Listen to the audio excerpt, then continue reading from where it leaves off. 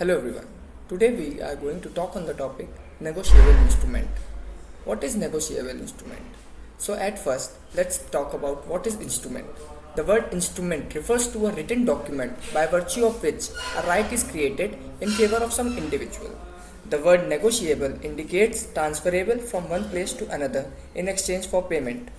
Therefore, any document that confers ownership over a quantity of money that can be transferred by delivery is considered to be a negotiable instrument. Consequently, a document that can be delivered is a negotiable instrument. The Negotiable Instrument Act of 1881 does not define the phrase negotiable instrument as such. At most, Section 13 of the legislation indicates that negotiable instrument refers to a promissory note, bill of exchange, or check payable to order or to the bearer.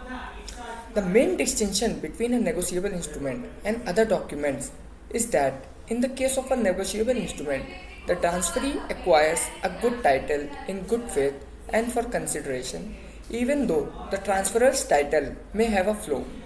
In contrast, in the case of other document, the transferee receives a similar title or, to put it together, no better title than the transferor. What are the common traits of negotiable instrument? So let's talk about traits of negotiable instrument. Number 1. Negotiable instruments are transferable by nature.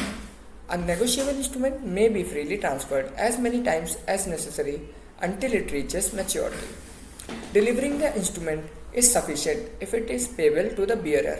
However, if it is payable to order, it is accepted upon delivery and endorsement.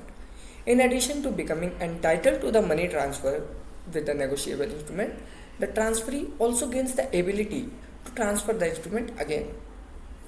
Having an independent title. This is the second trait of a negotiable instrument.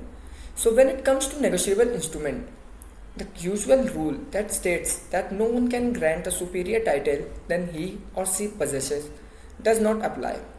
If the transferor had gained a negotiable instrument by fraud, but the transferee has acquired it in good faith for value, the transferee would have a good title with regard to that instrument.